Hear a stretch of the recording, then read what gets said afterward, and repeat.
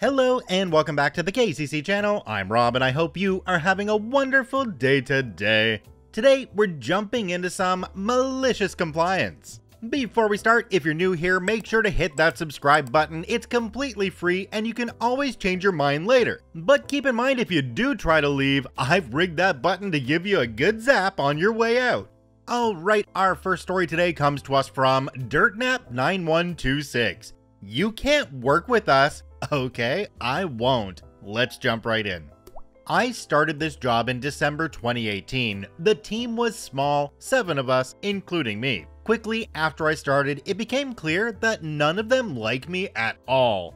The bullying started off subtly, ignoring me. I was aware of what they were doing, so I began mirroring their behavior. They didn't like that. It escalated. I began to develop migraines from the stress. As much as I hadn't been bothered in the beginning, there's only so long you can go in an environment like that without some kind of effect. By this point, it had been several months. The migraines started to affect my attendance. Of course, they didn't like that either. The manager knew all that was happening, but nothing changed. Well, anyway, I wanted another baby, so my husband and I decided to use the job for what it was worth. A nice 9-month-long paid maternity leave. So about 1 year after I started the job, I became pregnant. Then came my birthday. I was expecting nothing, of course, but I got a card and some chocolates from the girls, aka the only one with a conscience, signed it from the girls because she didn't want me to get nothing, and I know they'd flat out refused. Put it down to pregnancy hormones, but when she gave it to me, I of course knew it was only from her and cried my little eyes out. This was a Thursday. The next day, I asked my manager to work alone. I covered all the wards. I was a hospital phlebotomist by myself while they stayed in the clinic. When I was done, I helped out the nursing assistants in the clinic across to avoid them. Later, my manager came down to see me and discuss. Apparently, they had complained to her that I had not helped them at all, even though it was so busy that they'd have to get the NAs to help, which was a lie since I was with the NAs all day. They never had to go help. I explained to the manager what had happened and that I just needed some space, as the alternative would have been to go home.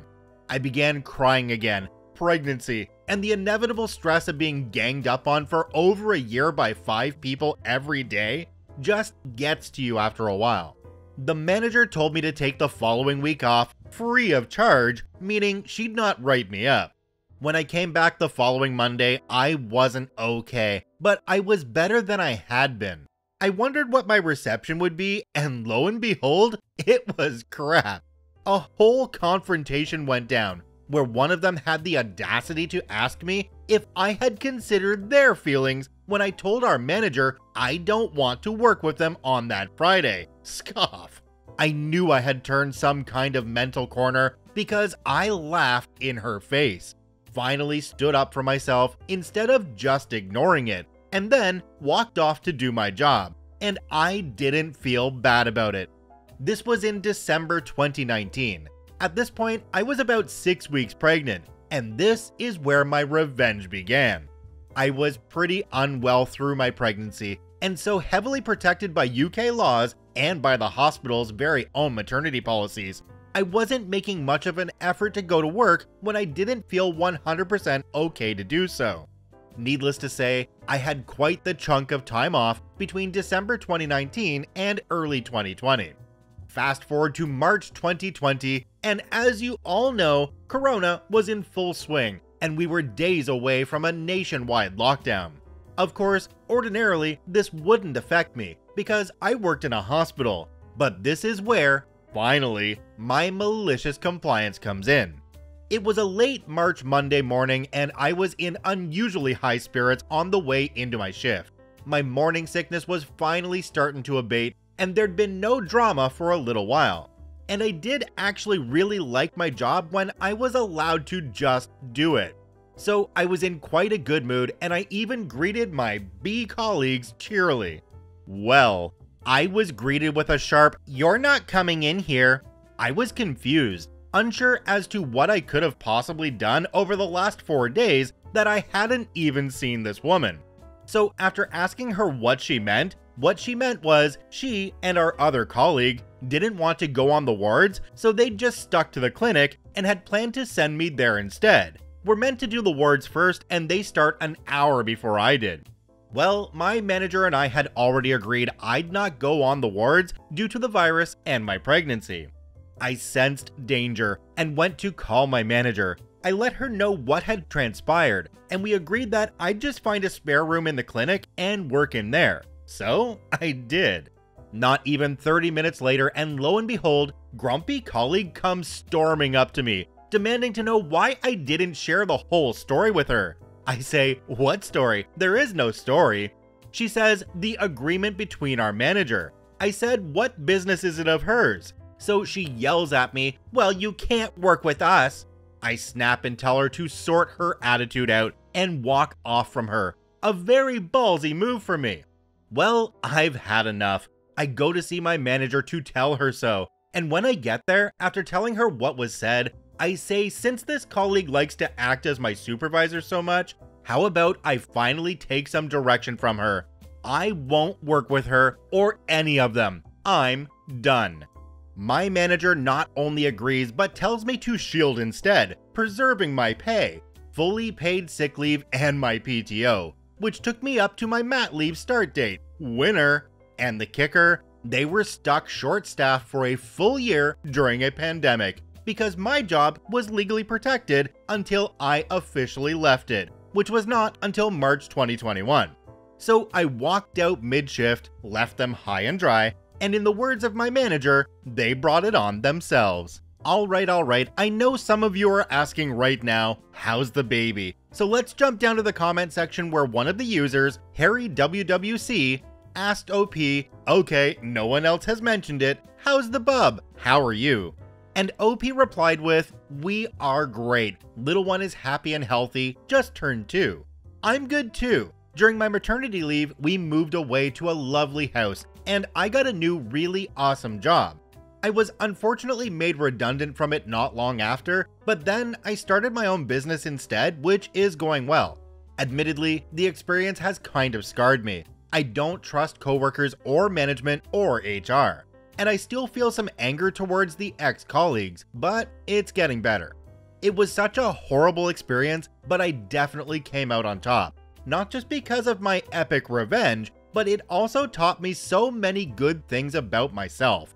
I'm sure glad it's over though. I think we all know that crappy colleagues can turn a workplace into a really toxic environment, and no matter how much you love doing that job, going into work really is work at that point. I'm truly glad that OP was able to find their way and is now working for themselves, which is one of the best feelings you can ever have. One thing does make me think a little bit though, because in some situations, if everybody's being really mean to you, they might not be the problem. A little food for thought. Let me know what you guys think in the comment section down below. This next story comes to us from PapasBlox. You want me to only go on my break when you tell me to? Okay, I'll do just that. Let's jump right in. This malicious compliance happened years ago, and I remembered it while writing a YouTube comment. At the time, I was either in or just out of high school, and I made my money bagging groceries at the local supermarket. This job was very interesting, and there were a slew of terrible people employed at my location. But this story only has a cast of 2 people. Me, the overworked, underpaid grocery bagger, and my butthole of a supervisor, let's call him Ray. Ray was an absolute T to everyone in the store, and nobody liked him. His shenanigans actually birthed my first romantic relationship, but that's a story for another day. The way my days at this job worked was I'd showed up for a shift, clock in, and go up to whoever was supervising the front end that day. We had a rotation of 3 to 4 soups, and I was cool with almost all of them because I actually did my job, and asked them what the roster for the day looked like, who's here, when they're going home, if anyone's coming in, and breaks. I was particularly interested in my break time according to the roster, so I can plan my shift accordingly. Ray was one of those supervisors, and for some reason, he hated when people would ask when their break was. Somebody would ask, and then he'd scream about, "When it's your break time, I'll let you know." Which might have worked for the cashiers, but not us baggers, as we'd be all over the store and also out getting carts. One day, I asked him when I'm supposed to go on my break, and he blew up saying he'll let me know when it's time for my break. I worked the rest of my shift and tell someone else I'm going on my break at a reasonable time and while there's coverage. I come back from this break and he stopped me again to tell me he's in charge of the breaks. I say nothing and finish my shift. Cue malicious compliance. A few days later, he and I are working again. I know he's gonna scream about breaks again, so I just don't ask. After all, he'll let me know, right? So instead of talking to the supervisor, which that day was Ray, and letting him know I'm here, I just start working. And I continue working. And then I work some more. Finally, I realize 7 of my 8 hours has gone by, and I haven't had a single break. But Ray never did let me know it was time for my break. A few minutes after I thought this, Ray somehow finds out I've been working 7 hours today with no break, and he comes running up screaming at me about how I didn't take a break, and how dare I and the company's going to get into major trouble, because they worked me 7 hours without a break. I'm 90% sure I was under 18, so I was still a minor, and then asked why I never took my break.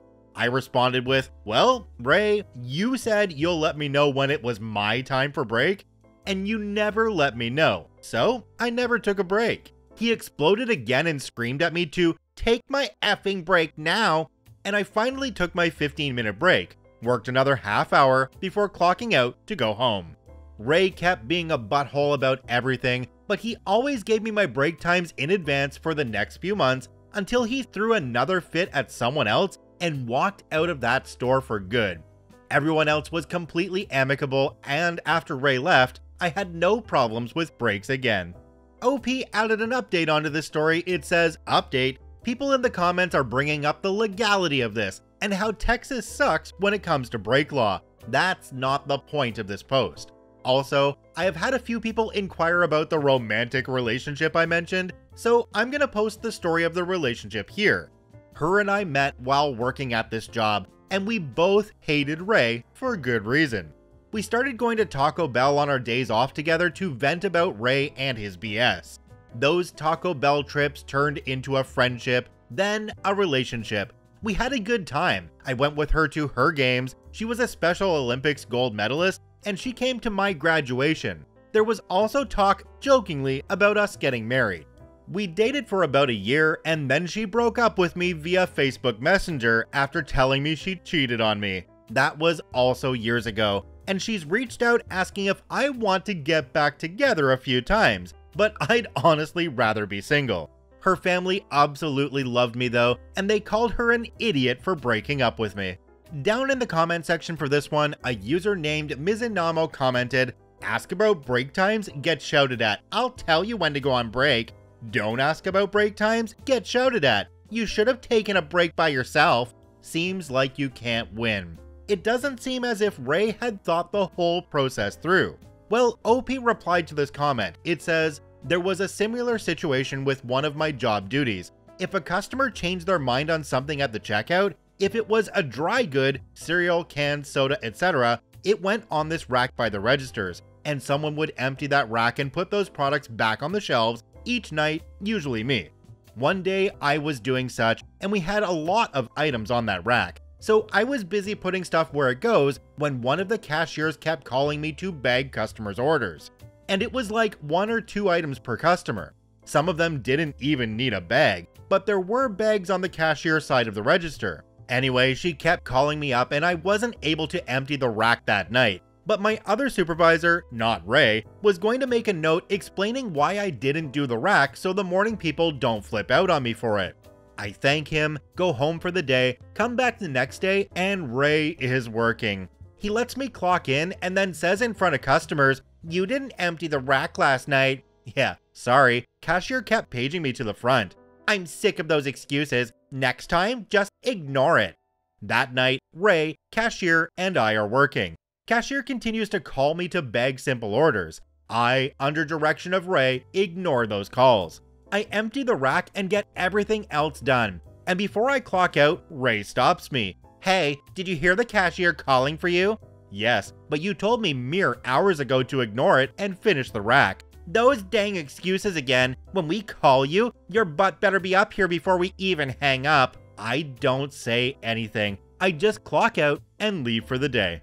OP, your boss really sounds like one of those people that has the big fish in a little pond syndrome. Like their whole self-worth revolves around bossing other people around and telling them what to do, even if it makes absolutely no sense. A point that OP probably could have used here, and we've heard in a bunch of other stories before, is that they should have said to their boss, okay, you want me to wait until you tell me to go on break. Can I get that in writing, please? Just so I can be sure that I'm absolutely clear on how the rules work around here. Check out both OPs linked in the description down below. I thank you for watching. I hope you have a wonderful day, and we'll see you tomorrow.